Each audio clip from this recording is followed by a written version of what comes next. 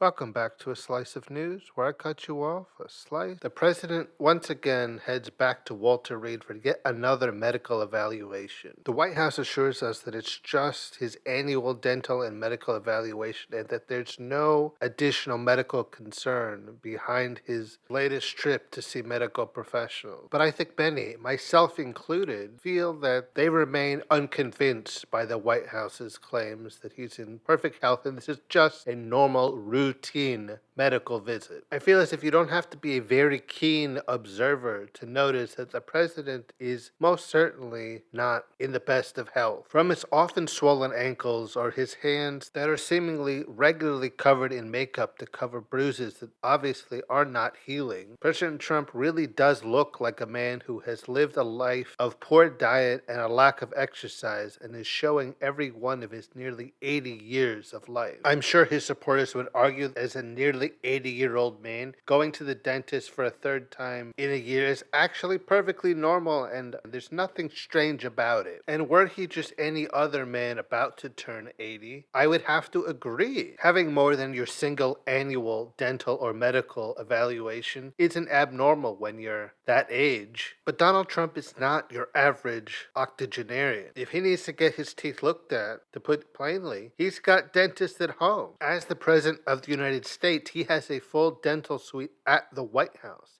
He does not have to travel all the way to Walter Reed for that. So the fact that he has chosen to has gotten a lot of people thinking that this dental visit may not actually be just a dental visit, if it's a dental visit at all. Unsurprisingly, speculation as to why he's actually going to Walter Reed has been running pretty rampant.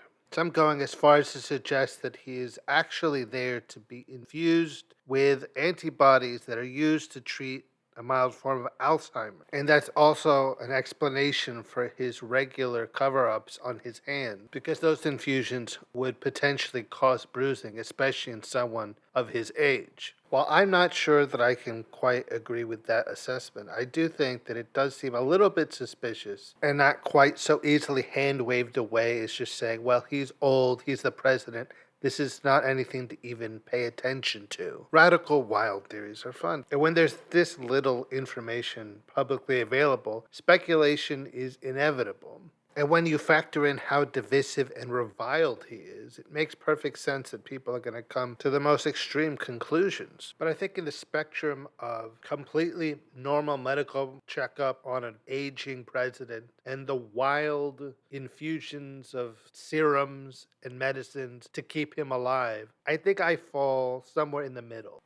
I don't think I entirely subscribe to many of the wilder theories and claims as to what is actually happening at Walter Reed with the president. At the same time, I don't think I entirely buy that it is completely normal and completely unsuspicious, and him having gone to the doctor so many times in just his second term, he'd hardly be the first of our American presidents who hid the seriousness of his medical condition from the American people. So it most certainly would not stretch credulity that he is using a quote routine medical visit to cover up for something much more serious. There have been numerous medical professionals online who have said that given what they've observed of the president, it's their medical opinion, not diagnosis, but just opinion, that his health is worse than is publicly disclosed by the White House. And while they're obviously not making any definitive medical claims or diagnoses, the fact that they are trained to spot things like failing mental or physical health, I trust their take on it. And if they see something that seems off to them, I'm inclined to believe that there is something there to see. Many have argued that because there's no conclusive facts, no real evidence, that this is all sort of just speculation and guessing on the president and the president's health based on him going to the doctor once again in such seeming rapid succession, that this isn't really news. That news has to be about facts, definitive, established, verifiable things, and that if it's just speculation and theory, that's not real news and shouldn't be reported on as if it is. On the whole, I generally agree. What is considered news should be verifiable, should be fact-based, should be about what is, not what might be. But while I do agree with that, the fact that I'm talking about this now clearly shows that I don't subscribe to the idea that this isn't news. While I suppose an argument could be made to not encourage baseless speculation, the fact this is regarding the health and well being of the leader of the free world, a man who holds in many ways the keys to the global economy, I think the fact that he may be in poorer health than is publicly known and the consequences that might potentially have for the world at large makes it something worth discussing and makes it something that is newsworthy. I think the reality is, unfortunately, whether or not it truly was just a routine dental and medical examination, or whether it was an actually serious medical event that is being covered up with that as a cover, may never be publicly known or definitively established.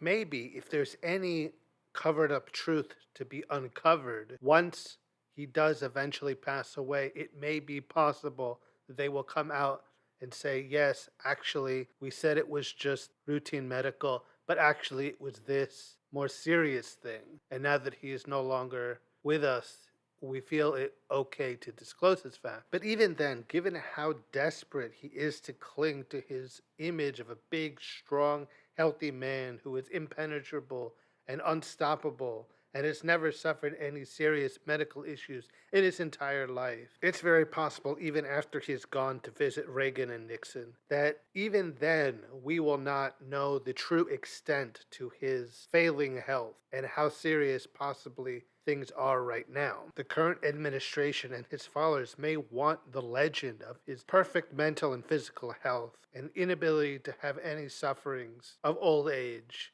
endure beyond his physical life and take every step to ensure that it does. But I feel fairly confident that, as always, the truth finds a way to get out, no matter how hard those in his orbit will attempt to prevent it from doing so. That's just how truths are. You can try your best to keep them locked up and hidden, but oftentimes they always find a way out. Personally, I do not believe that a man of his age, with his diet and his lifestyle, could possibly be in anything approaching excellent health.